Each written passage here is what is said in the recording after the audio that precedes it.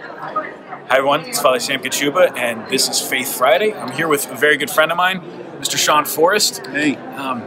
Sean and I go way, way back. I met Sean when I was in 8th grade, and I joined his youth group at St. James in Stratford, and Sean had a huge impact in my life. And so we're at the SEEK conference for the Fellowship of Catholic University Students, Focus, and it's really cool to be here, really great to run into him. We're going to talk to you a little bit about praying even when you don't want to, because one of the most challenging things that we face as Catholics is that we've got to pray all the time, but it's really hard to pray when you don't want to, right? Very difficult, especially for me.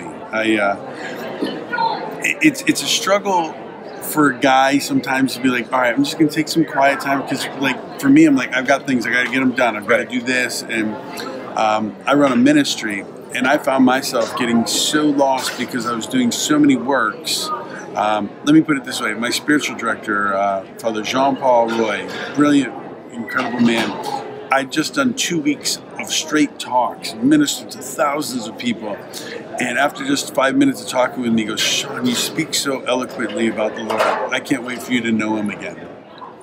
And I was just like, oh, gut punch. Because if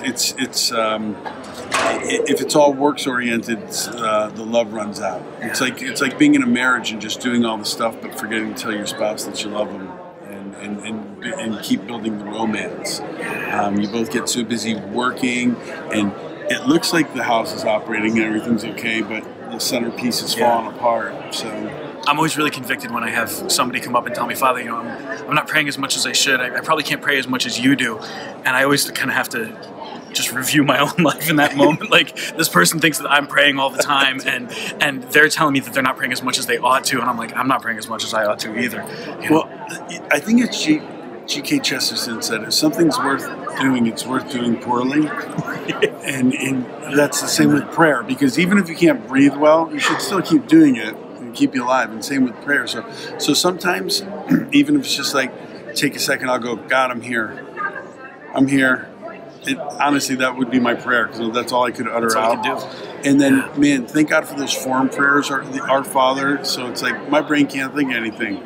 That's why the church has those memorized prayers, right? Yeah, absolutely. And it doesn't have to be something where you're feeling it either, right? Because feelings can deceive you. You know, sometimes just that act of the will and doing it when you're not feeling it is a beautiful thing to God. Yeah. So even if you're like, I've got nothing to say, just simply saying, Lord, I'm still here, is a good way to get it started. And then I always throw that Our Father out there. By the way, speaking about prayer, I used to be Protestant, and one of the coolest things that happened to me about prayer-wise was saying grace. It's so easy now as a Catholic. Bless us, O Lord. When you were a Protestant, you had to come up with the greatest. You had to invent one. Right, every time you're sweating. Now it's like, hey, bless us, O Lord. Thank you. That's so good. Pray always. Pray even when you don't want to. Sean, thanks for being with me on this one. Yeah, all right. God bless you.